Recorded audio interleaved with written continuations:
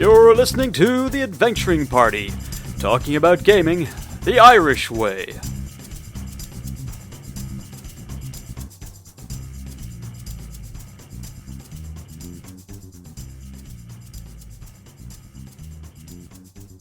Welcome to the party. I'm Shane. I'm Owen. And I'm Liam.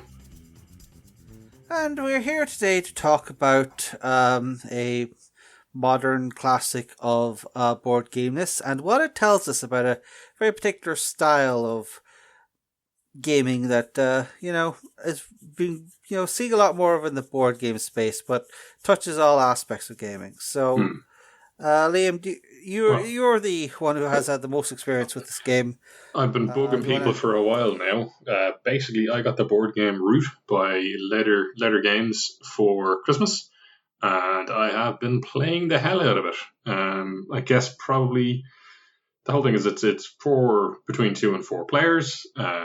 You are all controlling some kind of woodland critter, and you are trying to get to 30 victory points or match one of the dominance cards before anybody else.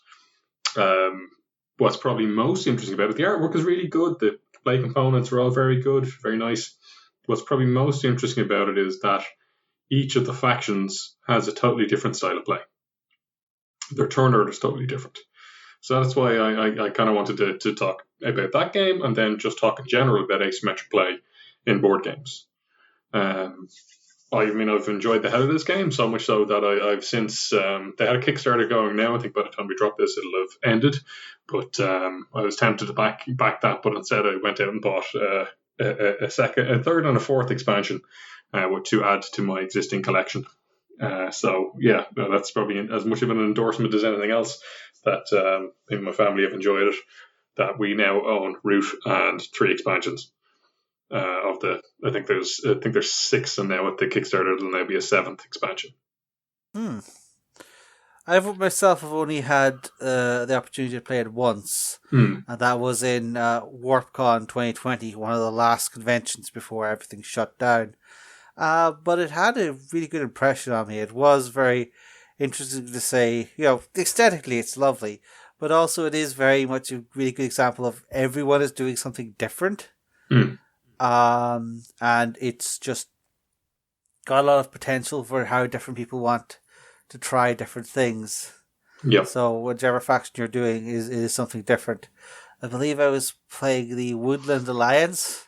I'm trying to be woodland communists. Yes. Just trying to bring down the man or the bird and the cat, as it may be. Yeah. Well, I guess with the lore itself, you've got in the base game, you've got 4 factions. You have the Marquis de Cat, who are the big evil invaders who are trying to take over the woodland, and their whole style of play, they start off with control of most of the board, but a very weak control. And they put out mills, they put out various buildings to help them get more resources, to put more buildings out, to put more troops out, and that's how they kind of slowly grind their way to victory. You've got the Irie, they're like the old dynasty that have been overthrown, and they kind of make a comeback. They're actually really interesting because they have a very methodical play. They basically have 4 different sets of orders. You start off with 2 different order cards out, and every turn you have to add 1 more to your stack. So early on, it's quite easy. You go, okay, I'm going to move, and then I'm going to recruit here, I'm going to build here. And then by the end of it, you're going, okay, well, I have to move twice, and then I have to build twice, and then I have to battle 3 times, and then I have to recruit twice. And eventually your house of cards will fall over.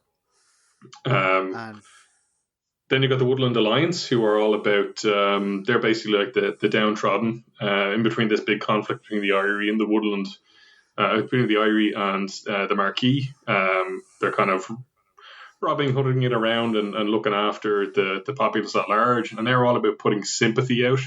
So they try and kind of court favour with the rest of the board. And then they, kick over the anthill and clear out the clearing as they've clearly blown up a barracks or whatever the cats have. And then the final player is the Vagabond, who is, I guess, literally like your Robin Hood type. Although I'm not sure if they're robbing from the rich and giving to their poor, so much as robbing from the rich and giving to themselves. They kind of play a bit of both sides, and they're kind of strange that they nearly have their own little mini game and can spend a lot of the time not actually interacting with the rest of the players. But they could be fun as well. And each expansion, adds like another faction or so. Yeah. And each expansion adds kind of between 2 and 4 of the ones that I've gotten. There's the River Folk expansion, which adds 2 more factions. There's Lizard Folk and Otters. There is an Underground expansion, which adds the Corvid Conspiracy. They were somewhere between thieves and a terrorist group. And you have the Underground Duchy, who start off kind of off board and can build tunnels to go everywhere, so they're quite hard to deal with. Then there's another one which I thought was actually really interesting, which is the Clockwork expansion. So one downside I found with Root, they have a whole system. So like, how do all these factions interact? Some of them control a lot of the board, and some of them control very little of the board. And the way that they say what a valid combination for play is that each faction has a reach score. And for the number of players you have to hit that reach score. So, for example, if you were to look, the Marquis de Cat is 10 points, and the Vagabond is, I don't recall, either 3 or 5 points. Now, if you're playing a 3-player game, so long as you're playing with the Marquis de Cat, pretty much everybody can play whatever they want. You need to total up 18 points. So if you have 10 points on the board straight away, the other 2 players only have to get up to 8 points to add up to be a valid combo for the board. If you were to play a whole lot of low reach factions, the game wouldn't really work, because the whole thing, you need somebody to control a lot of the board for you to try and manipulate against them. So it's quite clever the way that is there. And the advantage with the Clockwork expansion, the reason I picked it up, was that we were all sick of somebody having to play the Marquis de Cat or the Irie in order to get a game off, in order to hit the numbers. Whereas if you play with the Clockwork, basically what it is that it includes a deck and a playmat, and basically the play is automated for that faction. So you could have the 10-point Marquis de Cat playing there, and then everybody can pretty much play what they want. So it's pretty nifty. I've enjoyed that. We only got that last week now. We played a couple of games with it, and everybody pretty much collectively, joined up and doffed in the Marquis de Cat. So it was a bit of crank. That's potentially a future episode for board game enthusiasts, is the presence of AI players and how that sort of game design technology has taken off over the last decade or so. But for the time being, I think one of the points of Root is it's a very flexible game that only just keeps expanding as more expansions are put out, which sounds like self-explanatory, but I'm sure we've all seen a game where the expansion was just a whole bunch of ribbons that you tied on at the end.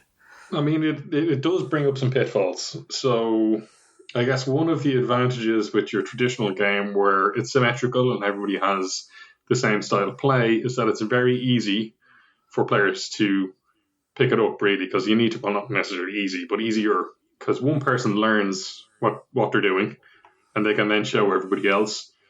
Or at the very least, you can kind of copy, I think that's a training term for it, sit by Nelly or follow by Nelly. I don't remember the term. Basically, I sit there and Shane knows what he's doing, so for the first couple of turns, I'm going to copy what Shane does until I figure out what I'm doing. Now, if everybody has a radically different play style, you can't do that. So you're relying on everybody to pick up a totally different style of play. So you need one person to know all of the factions to teach everybody, or you'll probably have a couple of games where people will mess up. We kind of have a blanket rule that kind of the first time you're playing a faction, if you make kind of an honest mistake and it's your turn, we have no problem with you changing it. Now, once the battle dice roll, maybe we might be a little bit stricter, but in general, I should have placed this. I should have placed the workshop rather than a recruitment station. Do you guys mind if I switch around? No problem at all. That's pretty easy, pretty forgiving. The box itself actually the base box comes with a pretty good intro thing. Basically kind of tells you how to set up the board, and then there's a little play booklet that kind of guides you through 2 turns for each of the factions. So that's quite nifty in that you can then pick up once that second turn is over. You could either reset or you could pick it up from there and run from turn 3 on. So that kind of helps you pick it up because you get to see what each step does. And most of the turns have three stages. This is like bird song, which is stuff you do before your turn. There is daytime, daylight I think it's called, and then evening, where you do a lot of the resolution. Daylight's where you do most of your actions. And each faction does different stuff at different times, and it can be quite thematic. Like the Corvid can do a lot of stuff in the evening, whereas most factions do all their stuff in the daylight. So if you're sneakier, you might be doing stuff different. Now, it doesn't really matter because it's all on one turn, but it can impact some of the decks, some of the cards that are out there and let you do stuff during only specific phases. So there could be some funny interactions there. Owen, have you played the game of Root? I have. I played the base set. I haven't got a chance to play any of the expansions yet because, the world is where it is. My personal take on the... there's talk about asymmetric play here. It's a very cute looking game that wraps up some decently cutthroat play and a bunch of fairly intense political commentary on different systems of government. But it's I think it's fairly damning on everything, isn't it? Yeah. But basically, but it is, hey, it's cutesy animals, so you get away with this stuff, It's like the little kids are saying the things in South Park, so it can't be that bad. Yeah. That's more or less what it's doing. When the RPG comes out and we just start getting, pretty grim Redwall-esque, just bloody massacres constantly, it's going to be an interesting take on the whole cutesy aesthetic. Yeah. But it's definitely playing a little bit. I think that skin was very carefully chosen for that game. To basically to soften things up a little bit. So yeah, that's my that's my opinion on it at least. But yeah, like a lot of. You think if you were to set it somewhere in a troubled state somewhere where you've got various factions of communists and monarchists and republicans, and I think it might be a little bit more risque. Yeah, I think it's basically just a coin game then, and yeah, it's like. And those have a salesmanship problem in terms of people go, oh, I can't play that. It looks all political. Yeah. Whereas Root is like, oh, look, it's animals. It's like, I guess with Root as well, it's not probably as intense as a lot of the coin games as well, because the playtime you're looking at kind of between an hour and 90 minutes, like. Yeah. Sometimes even shorter if you get the right right faction combinations out. Whereas typically your coin games are 2 to 4 hours of fairly intense play, and I love that, but it appeals to a certain person, I kind of stopped buying coin games because I only have 1 or 2 friends who also enjoy that kind of game, and I rarely get to play with them.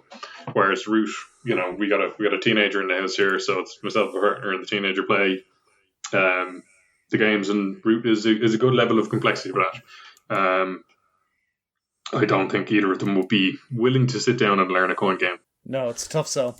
Particularly what a lot of them say, I know, Shane, you played a game of Andy and Abyss before, did you? Not Andy and Abyss. I've played... the Vietnam one, yeah. Yeah, I played the Vietnam one, and I played the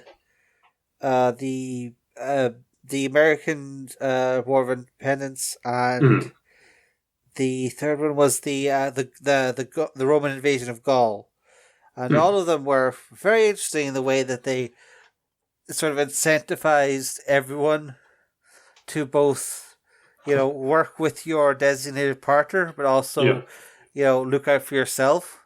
So it was always a good. You really got a sense of the the differing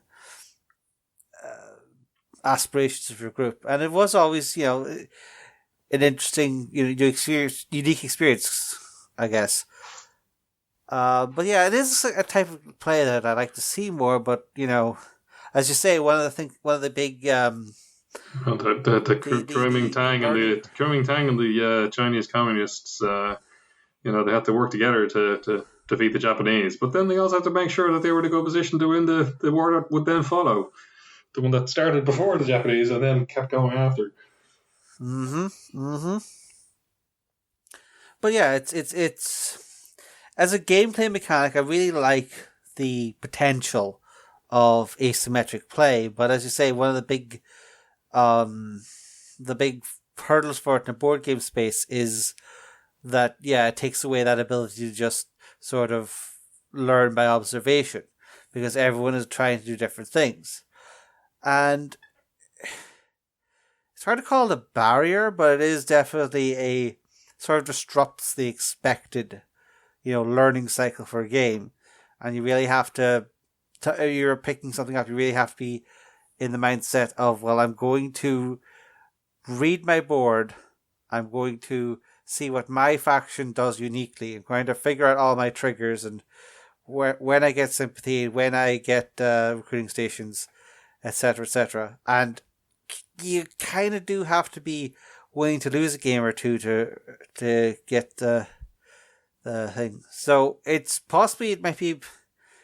Would you say it might be easier for people to learn together at the same level of experience, or?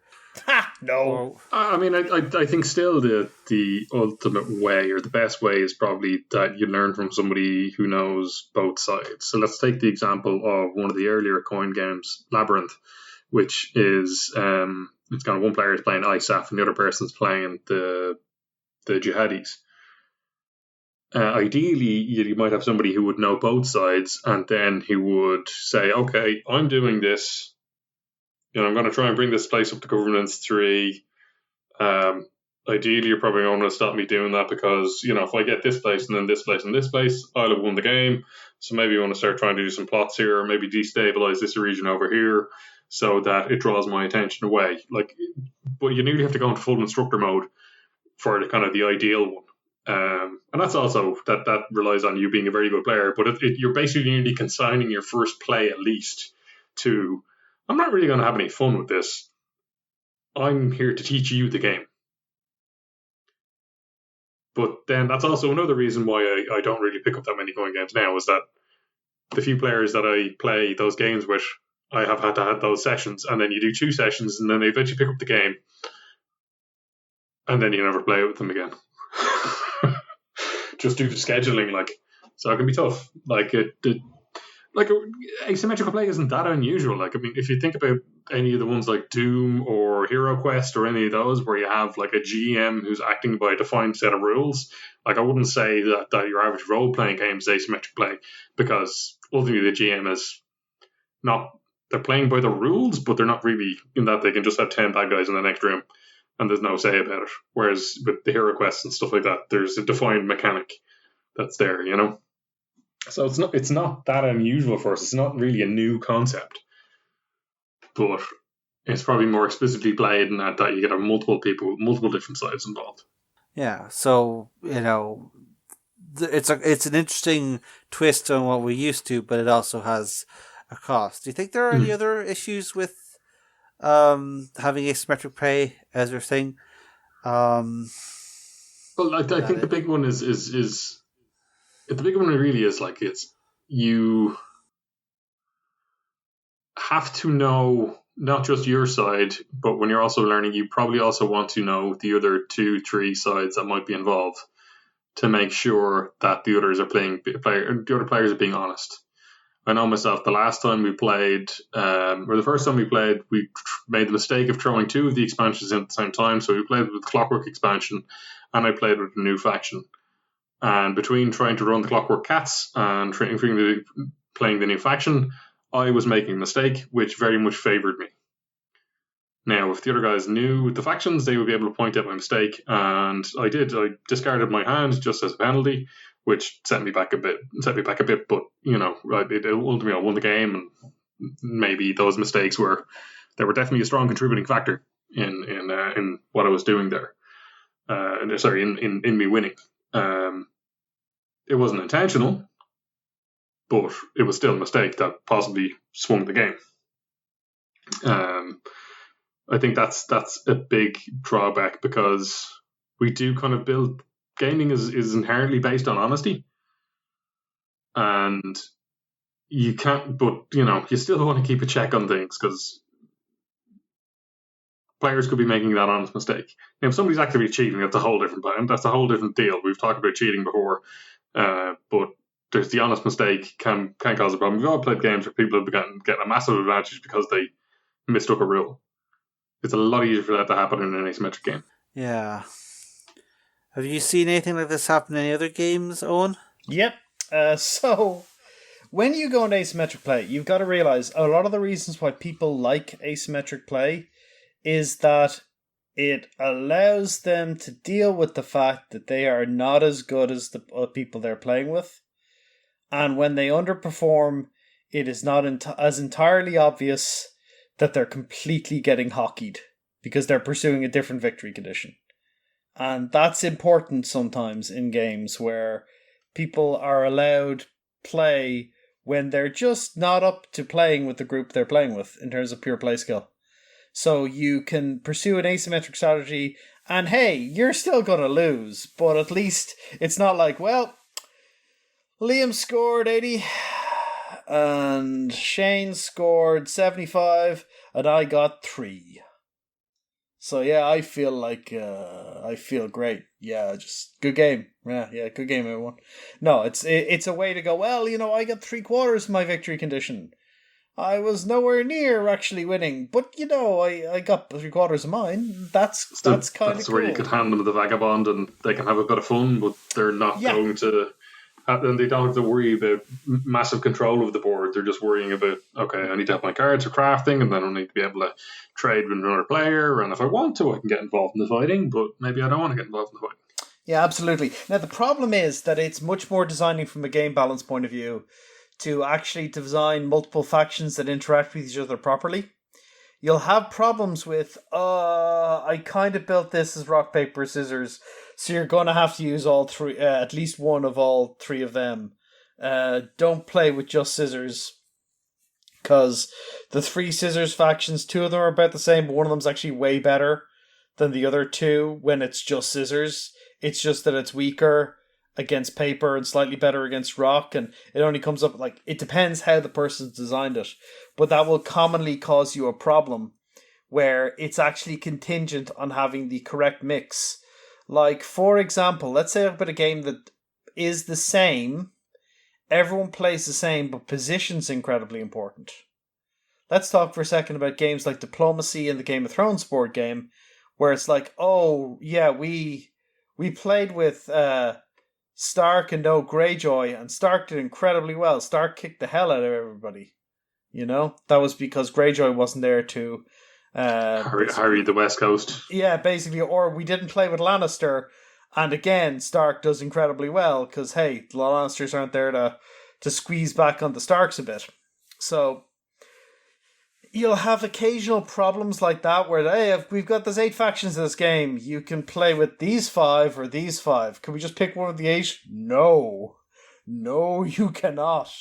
And it's difficult from that point of view because you actually have to design around that.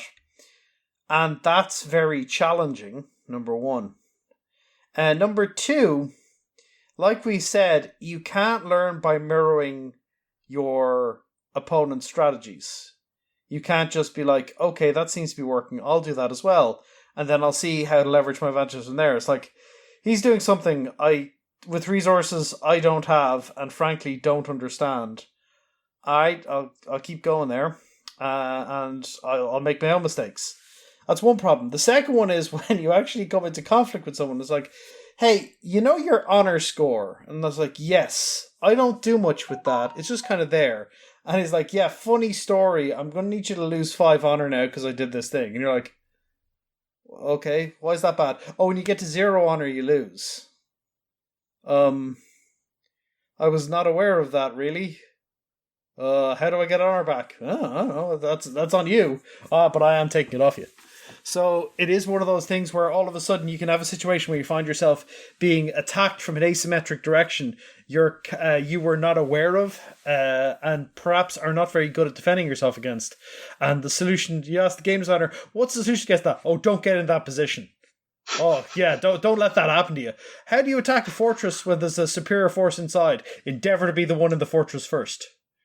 Do not attempt to do this the other way around. And Well, that might be okay for future games, but not if you've got a particular way to stop yourself from getting there in the first place. Yeah. It's a challenge. So I think I'm always... People say they want to play, isometric play, amazing. I'm like, okay. It's more difficult to pull off, and mostly it's camouflage for one's own inadequacies, which is fine. That's important. People deserve to be able to play board games without being hammered over the head with their own limitations. That can be good, but there are challenges from a game design point of view when you're designing different factions. I'm often skeptical of something like Root, where, like, if you put together a random assemblage of the factions, like, okay, we're going to play the cats, and we're going to play the lizards, and 2 vagabonds. And I'm like, I am not sure how this game is going to go at all. I assume there are recommended combinations for them. There are recommended combinations, and say there's that whole thing of reach. That you need to hit that reach score because that basically you need sufficient context for the board. Before I actually read that section of the rulebook, because we just kind of played with the couple of the sample turn thing, and then we just went, okay, cool, great, played that, and then the next game we played, we just picked 3 factions and played, and it didn't work. We played with the Vagabond, the Woodland, the Lions, and the Irie, which does not meet the reach score, and it was awful. The Irie just steamrolled it because nobody was really contesting for the board, particularly because the Vagabond player pretty much just played their own little mini game, so it was down to Woodland and the Lions to try and counter the Irie, which it's not that effective at doing. You just don't get enough pieces on the board. Yeah. And like while you're countering the guy, someone else is going to win. Because they don't have to spend all their effort countering X, so they don't lose. Yeah, it's I remember watching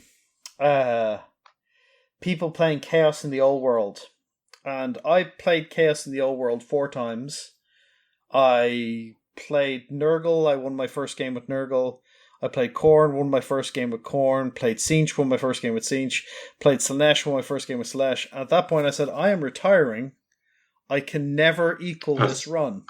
Chaos Undivided champion. Yeah, you were now Archie on the Evertrozen. It was really funny because the reaction was, clearly Nurgle's overpowered. And I'm like, okay, I'll play Khorne now. Win with Khorne. Okay, Khorne seems a little strong. I'm like, all right, I'll play with Tzeentch. Win with Tzeentch. Like, all right, but Slaanesh sucks. Well, give me Slaanesh and let's see what we're doing. And yeah, I said, it was over one weekend. I was like, I cannot equal this run. I retire at this point. And then I watched some people play Chaos in the Old World, where I sat there and I basically talked them through it on the second weekend. And I watched Khorne win 6 games in a row. And they just couldn't beat Khorne. And I was like, guys, you've got to start not playing into him. You're getting killed here. You need to start. And the players involved just couldn't pivot enough to get away from Khorne's strengths. And it was this thing where they were letting Khorne make it about fighting. And I was like, you need to stop making it about fighting with him.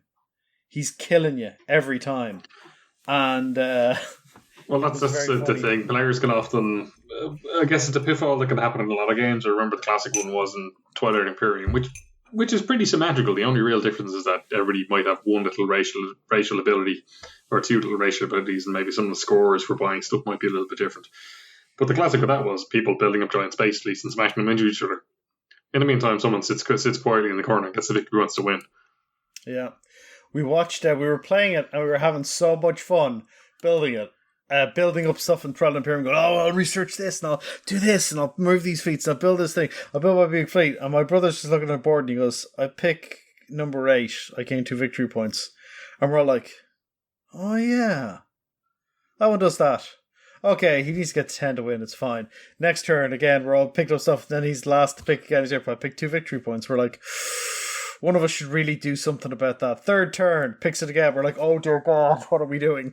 They eventually errated that one. He won handily. It was like we just let it every turn. Just like we were all forgetting. Oh no, I want to do the research action this turn. I want to do the deploy. Well, action. the classic strategy for Twilight Imperium was always I take 8, and if 8 isn't available, I take 1. So next turn I can take 8. Yeah, absolutely. We were not doing that. Yeah. And he's just going, I'll just pick this victory for 1. So our game of Twilight Imperium that I think had 6 players and was looking like it was going to go on all day ended after about an hour and a half. Yeah. And, grand. They took those victory points off that card for a reason. I mean, once everybody realised that's what the game was, is you take 8 at all costs, then it balances out because everybody competes for it as opposed to one person just constantly taking it and just winning straight away. But people have to be aware of that.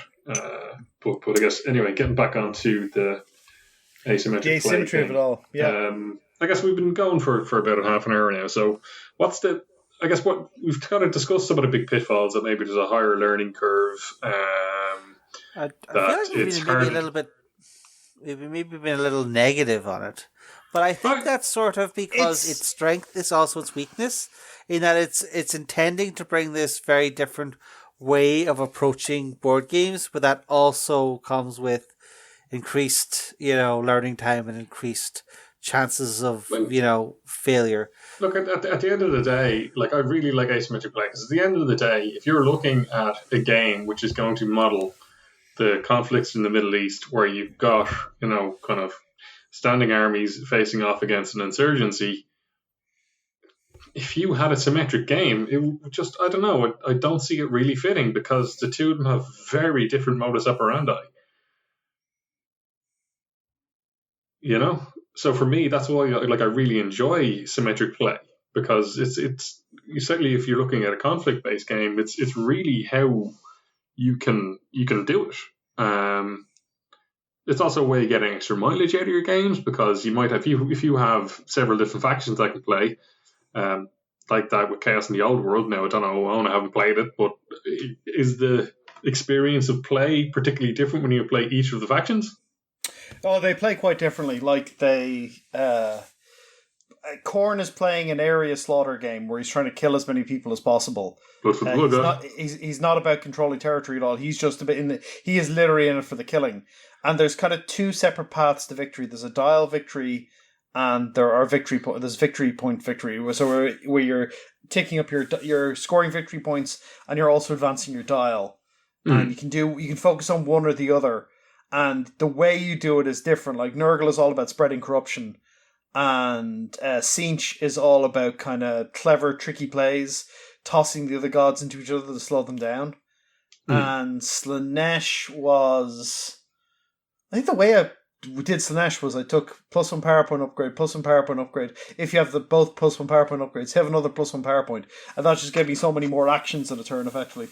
And I won that way. A great modern slight modernization of that is the giant Cthulhu Wars game, which is basically Chaos in the Old World with the Cthulhu gods instead. It's great, giant but great. But I guess that's what I go with there, is that you've got one game, but you got effectively 4 games, because if you sit there and play it with a different faction, then you're getting a totally new play experience. Yeah. No, they're very good for that. They're very good for replayability. They're very good for fun. It allows people to play if they're less good with better players and not realize how much they're getting hockeyed. That's a good thing. It's the reason you put a lot of randomness in games. It'd be a bit more obvious than, say, the Fantasy Flight Games Civilization game, where you've got each of the different civilizations, but they've got a minor twerk, and that might suit one or two different types of victory. But you're essentially playing the same game, and a lot of games have that, where you've got a faction which has a slight tweak, but it's the same core mechanics. But with radically different play. So I guess we were ragging on it quite a lot, but I really do enjoy asymmetric play. But I guess, so if we were to come together with some lists of the do's, if you are going to go for asymmetric play, some of these will of course be ludicrous things, like maybe you could get your players to watch a YouTube video beforehand.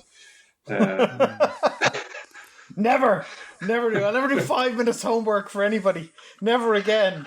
One of my teachers once was mildly critical of me, and that's me off homework for life. Yeah, like I've done it, and look, if you've got a 4-player game, and at least if you've got a second person who's gotten the YouTube video and watched through it and gotten an idea of play, at least you'll have 2 players who will know kind of what they're doing. You'll only have to, between you'll only be able to have to teach the other 2. I think one of the things is that you probably want to be leaning on your I don't want to say board equipment, but like stuff like the player sheets or something. You really want. Certainly. I feel like you should, if you can, at least spare like one panel of that handout sheet that just has like your basic strategy breakdown.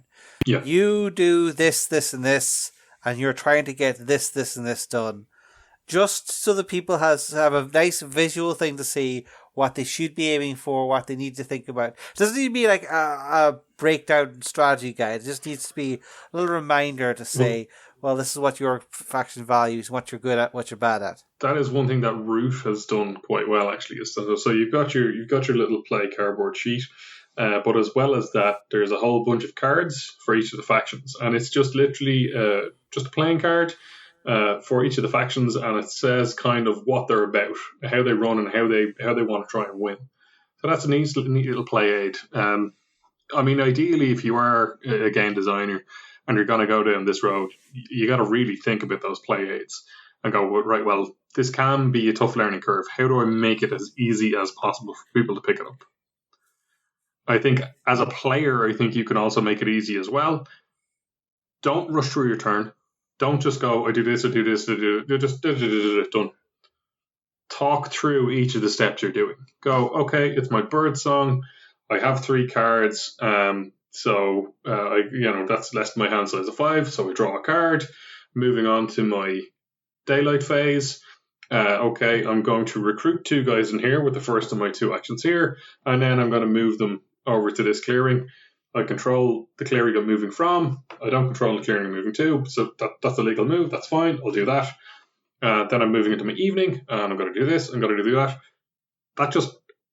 Of course, that's good etiquette anyway for any game, but particularly with asymmetric play, it's really important that you just explain everything that you're doing, particularly for those first few turns, just so people kind of get an idea of, oh, that's how their turn runs. Okay.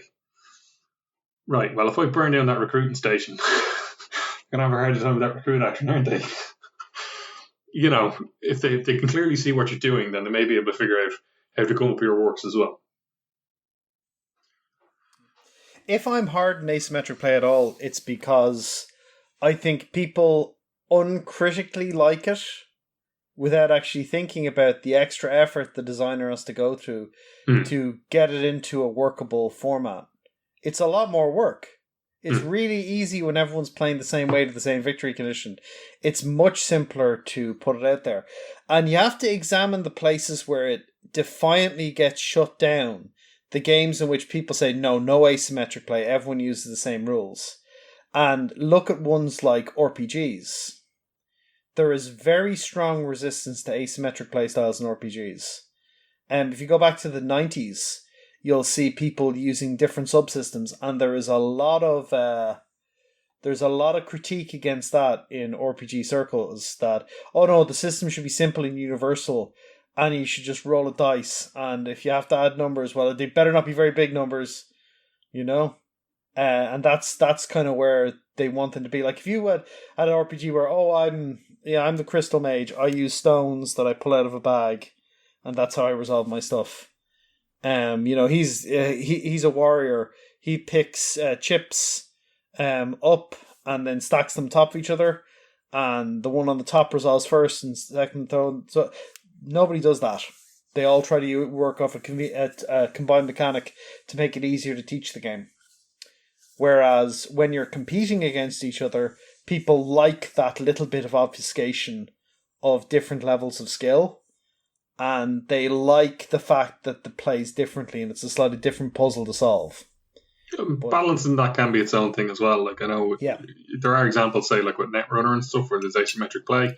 Yeah. But usually the solution with that is that okay, well these guys are totally different styles of play. If you're doing a tournament, well you play one round as the corp and you play one round as the runner, and then you average out the score for the two. They wouldn't let you concede in tournaments. It was the worst tournament system ever. If I was losing my corp game, I'm losing. Runner is much stronger than corp. The runner is taking ages to win the game. I'm going to lose. I am going to lose. But it's going to take him forever to win, which is by design. Because so then when you're the runner, you're not going to have enough time to win? Yes. Okay, that's bad. I guess you'd probably want to split the time evenly between the two plays. Well, it became a dice rolling contest. Who wins the dice roll to pick who runs first was really the early on certainly the defining call of who won the tournament. I never said it was any good. It was just an example that came to my head because I know I played it. I didn't take to it at all. I didn't. And that could have been why, because I think I was playing the first game out. I think I was playing the corp, and it was like, the hell, I suck. No, there's points when the corp was a lot stronger. There's points in the game's meta game where the runner was a lot stronger. But early on, the runner was better, and it was, it was definitely a big factor in tournaments. And I went up to them and said, "Can I concede?" And they said, "What? Why would you concede a game?" I said, "No, I don't mean a game. I mean a match. I'm losing as the corp. Can I concede?" And they went, "No." And I said, "What?" I said, "I can't concede. So if I had to leave for some reason, I'm not allowed to leave." And they're like, "Okay, no, you concede, but you drop the tournament if you do." And I said, "Fine. That's silly, but fine."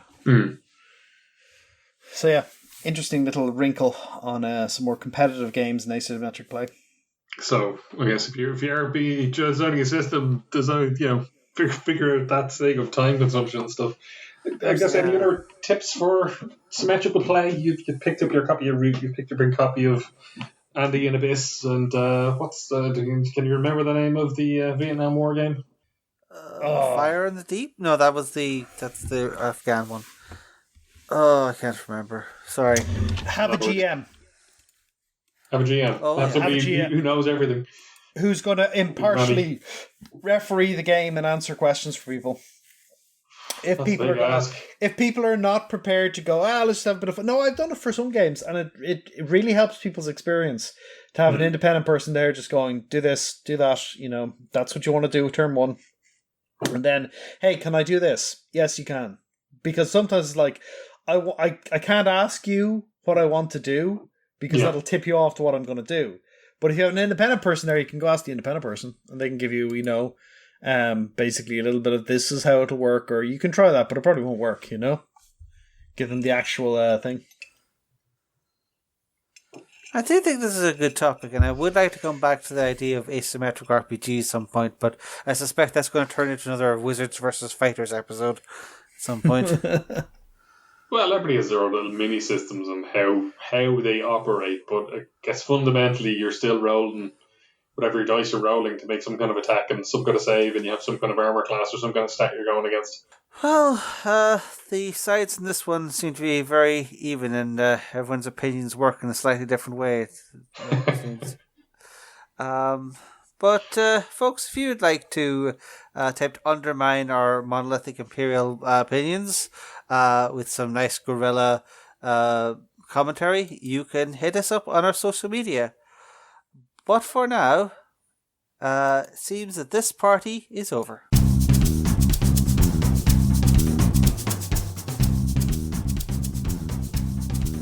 Thank you for listening to The Adventuring Party.